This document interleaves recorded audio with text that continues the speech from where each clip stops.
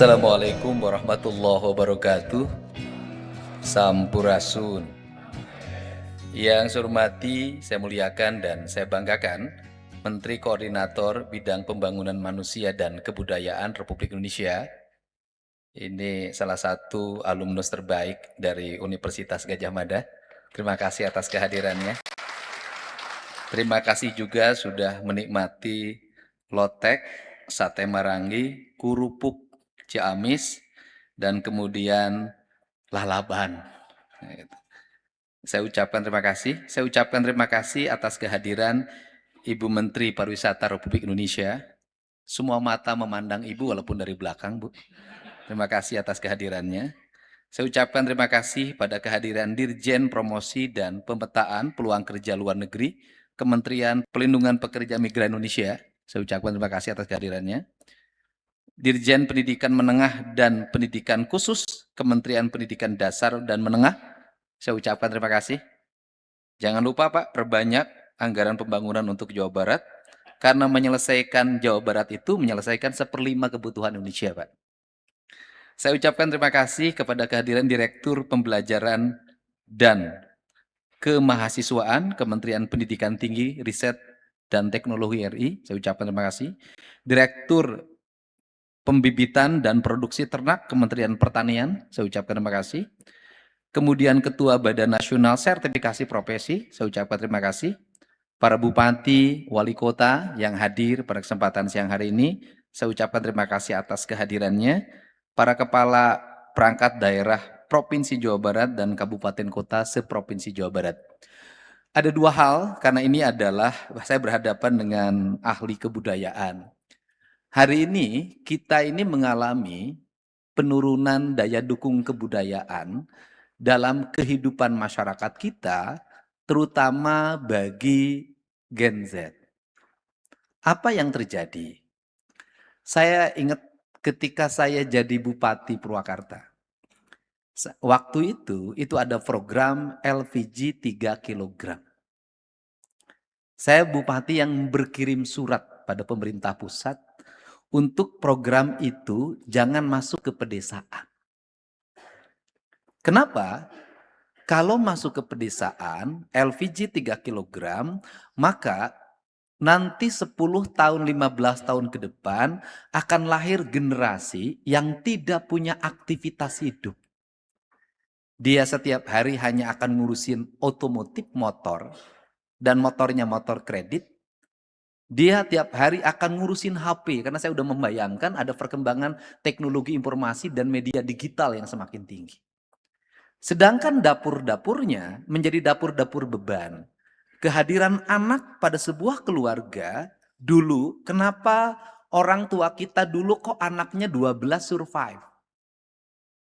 Kenapa dulu anaknya 15 survive? Kenapa anaknya yang 17 survive? Ibu saya anaknya 9 survive semuanya. Untuk ukuran orang kampung bisa jadi kepala dinas di kabupaten, bisa jadi perawat, itu sudah dianggap sebuah prestasi bagi sebuah keluarga sederhana. Kenapa? Karena setiap anak dalam sebuah keluarga mengambil perannya masing-masing. Ada yang bertugas ngisi tempayan di dapur dengan ngambil air dengan kedalaman sumur 21 meter. Ada yang tugas setiap harinya masak, ada yang tugas setiap harinya ngepel, ada yang tugas setiap hari nyapu halaman, ada yang tugas nyari kayu bakar, ada yang tugas nyabit rumput untuk domba atau sapi, ada yang tugas mendampingi bapak di sawah nyangkul. 29 anak itu mengambil perannya masing-masing. Dan mereka berkumpul itu ketika sore hari, yaitu makan. Siang tidak ada di rumah semuanya mengambil, dan ibunya itu menjadi sedikit perannya menjadi berkurang karena peran anak yang tinggi. Sehingga sekolah itu zaman itu bayar loh. SD bayar, SMP bayar, SMA bayar. Naik angkot, jalan kaki, naik sepeda. Dan kemudian lahirlah sebuah generasi yang setiap orang itu memiliki spirit yang tinggi untuk mencapai tingkat keberhasilan. Sehingga pada zaman itu Pak Menko, mereka yang berpenghasilan rendah, mereka yang ekonominya menengah ke bawah, tumbuh menjadi orang-orang yang memiliki vitalitas dan keinginan yang tinggi untuk maju. Kreativitas dibangun sudah sejak kecil, bukan karena kursus, tetapi memang setiap anak otodidak. Bapaknya tukang kayu, anaknya menjadi ahli perkayuan. Bapaknya tukang tembok, anaknya menjadi ahli bangunan. Bapaknya petani, anaknya petani. Bapaknya bengkelas, anaknya otodidak itu membentuk karakter. Lahirlah para pengusaha yang ada pada saat ini, lahir bukan dari sekolah-sekolah, bukan dari kursus-kursus, tapi dari tradisi hidup yang berkembang. Usahanya berkembang berdasarkan pengalaman daya pikir yang terjadi. Sehingga kita tidak aneh. Hari ini ada pengusaha sekolahnya tidak tamat SD. Ada orang yang jadi pengusaha bis dengan bis ratusan, dulunya bekas kenek dan pernah jadi sopir. Ada yang menjadi transporter dengan ratusan bahkan ribuan mobil sumbu 3 dan sumbu 2, dulunya dia adalah kenek. Dia memahami itu secara total. Nah, culture itu melahirkan lingkungan-lingkungan sehingga kita bisa melihat di Jawa Barat lahir pengusaha otomotif dari Tasik, lahir pengrajin dari Tasik, lahir ahli-ahli bangunan di wilayah Purwakarta, wilayah Subang, terus saja. Kemudian kerupuk yang dimakan tadi oleh Pak Menteri itu dari Cikoneng, Ciamis. Kemudian di Ciamis banyak lahir saudagar tahu bulat. Tahu bulat mendominasi. Kemudian tukang baja dari Ciamis lahirlah ahli-ahli pengusaha baja yang ternama. Dan bangsa kita tumbuh itu menjadi bangsa pengusaha. Walaupun mungkin ruang terbuka usahanya waktu itu mereka agak tersisih oleh yang lain yang punya akses perbankan yang kuat. Ini yang terjadi. Nah, kemudian hari ini ruang itu menjadi hilang karena anak-anak sejak bayi sudah dikenalkan HP.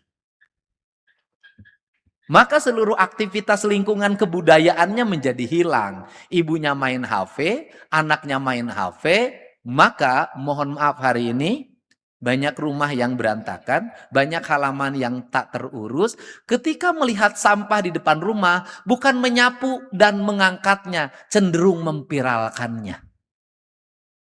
Ketika melihat orang kecelakaan, itu bukan turun mengambil kemudian dibawa ke rumah sakit, tapi lebih mengutamakan memvideonya. Ketika ada orang berkelahi, itu bukan dipisah sampai babak belur, cenderung memvideonya dibanding menyelesaikan problemnya. Ini adalah problem sosial yang harus segera ditangani bersama. Nah, karena karakter itu saya memandang bahwa karena kita generasinya mungkin sudah sangat berubah, pilihan yang terbaik hari ini adalah sekolah. Barangkali mungkin banyak orang yang mengkritik saya ketika saya berkunjung ke SMA Negeri 3 Jonggol kemarin. Saya melihat guru fisika mengajarkan tentang energi baru dan terbarukan. Sehingga saya katakan, kenapa sih selain aspek teori, kenapa kita tidak membuat ruang-ruang fisika aplikatif, fisika terapannya? Bagaimana? Saya bilang, kalau baru dan terbarukan dalam energi, apa tidak lebih baik kelas itu membuat ruang praktek, energi baru dan terbarukan bahan bakunya apa? Tebu, sampah, kotoran sapi, limbah plastik, dan terus sejenisnya. Itu lebih baik saya bilang, yuk kita secara bersama-sama, anak-anak ini agar tidak jenuh, lebih baik teorinya 1 semester, semester berikutnya adalah mewujudkan teori itu dalam tataran praktis.